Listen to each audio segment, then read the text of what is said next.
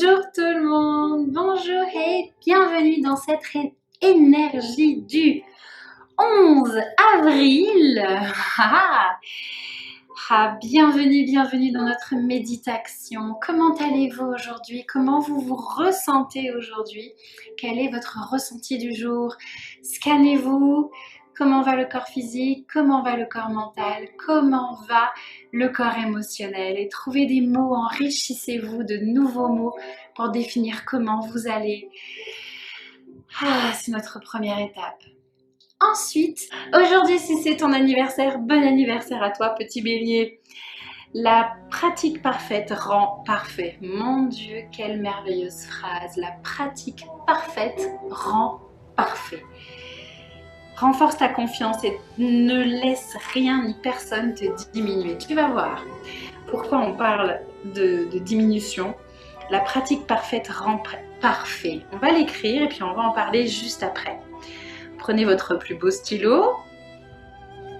Écrivez ça bien, parce que c'est très important cette phrase. Renforce ta confiance en toi et ne laisse rien ni personne te diminuer.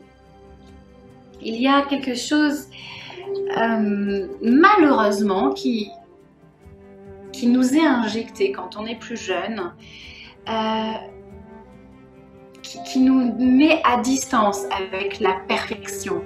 En tout cas, quand on est petit et qu'on nous dit combien tu as eu à ce devoir, ou tu arrives, tu es content, tu as eu un 15, et la première réaction de ton parent, c'est de te dire et quelle était la meilleure note? Qui a eu la meilleure note? Ah, donc toi, tu es 3e. Ah, donc toi, tu es 4e. Ah, donc toi, tu es 2e. Tu aurais pu faire mieux, tu aurais pu être le premier. Eh bien, en fait, dans l'esprit de l'enfant, dans notre esprit à ce moment-là, la perfection était l'autre, mais nous, pas. Oh, vous voyez où je veux en venir?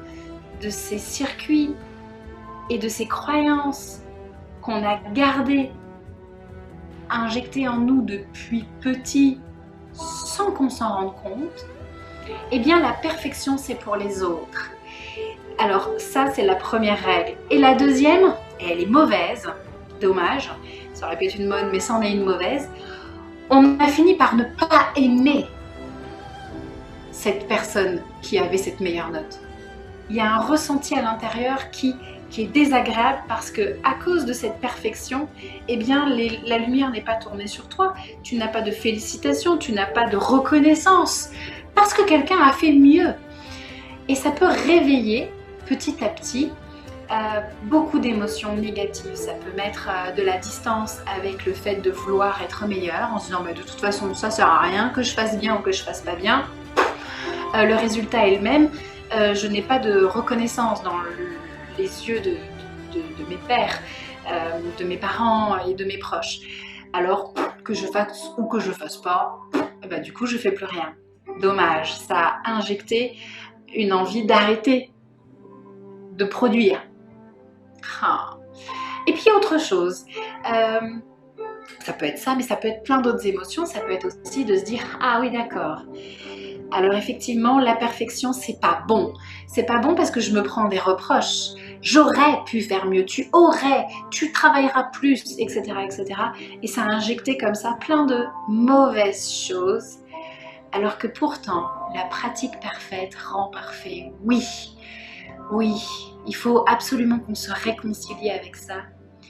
Parce qu'on doit se souvenir que la pratique que l'on fait aujourd'hui est pour nous. La personne que l'on veut avoir une approbation, c'est nous-mêmes. La personne qu'on veut satisfaire, c'est nous-mêmes. La personne que l'on souhaite, de qui l'on souhaite être aimé, c'est nous-mêmes. Qu'on puisse se regarder en se disant ah, c'est bien, t'as fait de ton mieux, c'est bien.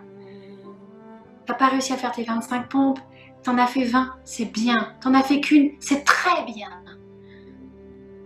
Parce que on ne veut plus être aimé des autres, on ne cherche plus la reconnaissance dans les yeux des autres, mais avec soi, pour soi-même, et avoir la prise de conscience que l'évolution, la pratique, quelle qu'elle soit, est faite pour soi.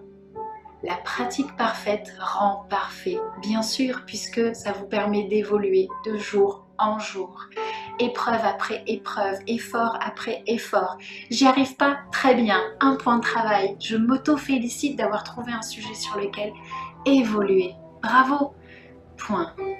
Il n'y a pas de mauvais jugement à ne faire qu'une pompe et pas 25. Au contraire, félicitez-vous d'avoir quelque chose sur lequel travailler et évoluer.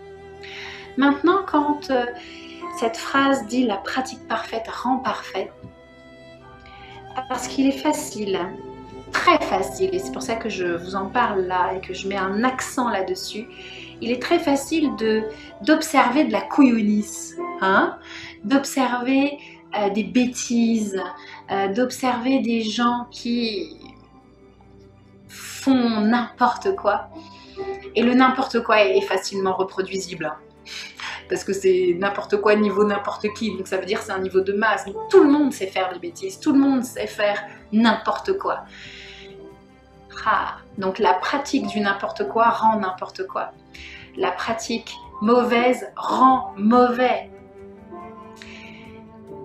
Une pratique parfaite rend parfait. Si vous voulez devenir un chef étoilé, eh bien lorsque vous êtes un apprenti, soyez l'apprenti d'un chef étoilé pour apprendre comment plus tard vous allez devenir un chef étoilé. Apprenez des meilleurs, répétez vos erreurs dans le but de devenir un chef étoilé. Vous ferez des erreurs, bien sûr vous êtes un apprenti, mais pas d'un cuisinier qui retourne des steaks chez McDo et qui a oublié de retourner le steak au moment où le bip a sonné pour faire le retour du steak. Dans ces cas-là, vous êtes un apprenti d'un cuisinier niveau McDo. Alors, vous apprenez exactement le niveau qu'on veut vous apprendre. Comme vous êtes des maîtres, tu écoutes ce que je raconte, toi? Est-ce que tu trouves que j'ai raison? Moi, je trouve que tu as une pratique bien parfaite. Je vais mimer un peu mon chat. Attendre des caresses, miauler quand j'ai faim, faire des ronrons quand j'ai sommeil. Petit bouchon. Alors voilà, la pratique parfaite rend parfait. Mimez vos enfants, mimez des personnes qui sont inspirantes. Heureusement ou malheureusement, si dans votre entourage, il y a des personnes qui sont... Oh, tu veux jouer? Tiens, là, joue avec ça. Voilà, ton jeu est là. Si dans votre entourage, vous avez des personnes qui sont avec une pratique imparfaite, avec des résultats mauvais, ne les copiez pas. Je pose les pieds dans le plat. Bim. Quand vous vous dites par exemple, est-ce que les personnes qui m'ont appris à aimer sont des modèles d'amour et de bonheur? Est-ce qu'ils sont heureux dans leur vie? Est-ce qu'ils s'aiment? Si ce n'est pas le cas, alors vous devez absolument arrêter de les observer et de les singer. Ne faites pas comme eux. Ne reproduisez pas leur comportement puisque vous avez le résultat dans votre vie physique que ça ne marche pas. Si vous reproduisez leur façon d'aimer chez vous, vous refaites comme vos parents alors qu'ils ne sont pas heureux en amour. Alors arrêtez immédiatement de singer des personnes qui n'ont pas ce qu'ils veulent dans leur vie. Ça veut dire que leur pratique n'est pas bonne, leur pratique n'est pas parfaite. Alors vous ne devez pas les suivre et vous devez changer de façon de faire. Tu es d'accord, Chacha? La pratique parfaite rend parfait? Oui? Alors que vous gardiez les yeux fermés ou les yeux ouverts, peu importe, connectez une main à la gorge, une main au front, inspirez.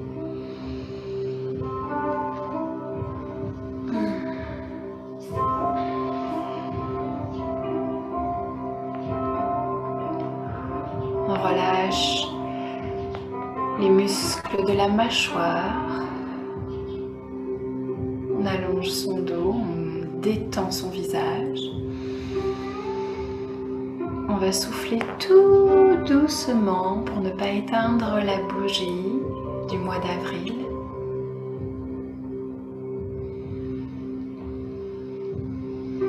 Cette lumière d'espoir, cette lumière qui nous réchauffe le visage, qui détend et qui enlève tous les traits d'expression sur notre visage. Regardez cette flamme devant vous.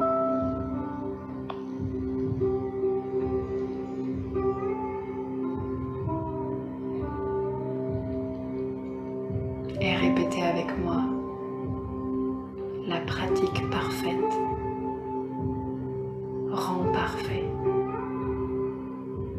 Continuez à visualiser la flamme devant vous.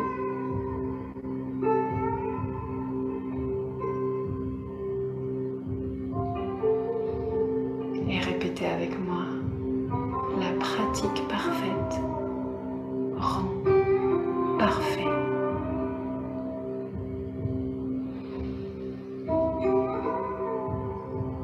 La pratique parfaite rend parfait.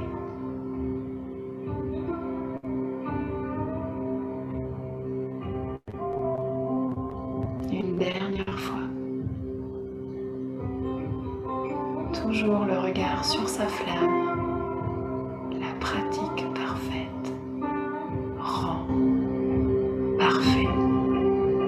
Du bout des doigts, je vous invite à caresser votre visage, comme si vous caressiez du velours. Prenez le temps de sentir comme vous êtes tout doux.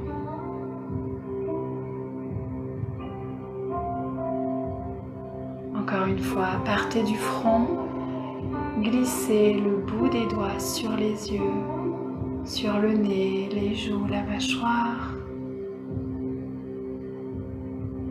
Et je vous invite à laisser vos doigts vous dire à quel point vous êtes parfait. Les courbes sont parfaites. Les muscles sont parfaits. Encore, caressez votre visage doucement.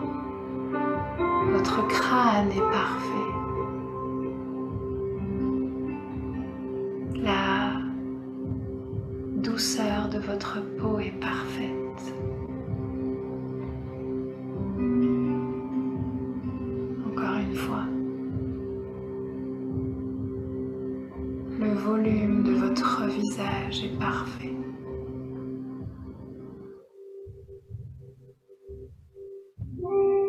Gardez les deux mains jointes. Du bout des doigts, caressez vos paumes de main. Caressez l'intérieur de la main droite, puis caressez l'intérieur de la main gauche. Voyez comme ce sens, le toucher, est parfait. Tournez votre langue dans la bouche et voyez comme le toucher de votre langue est parfaite. Touchez vos dents, votre palais, vos joues.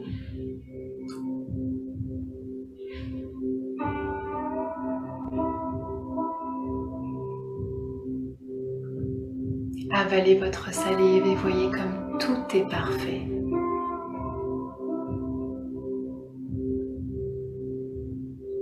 Gardez les deux mains jointes maintenant. Rentrez légèrement le menton, baissez les épaules. Inspirez. Regardez la flamme devant vous et dites-vous « Je m'offre ». Avec cette flamme, je m'offre une pratique parfaite, une lumière, une chaleur parfaite. Posez les deux mains sur la poitrine, levez les épaules, levez le menton, inspire avec le plus beau des sourires. Étirez-vous, ouvrez les yeux. Et voilà. Et ça y est, notre méditation de ce 11 avril est effectuée. Quel bonheur!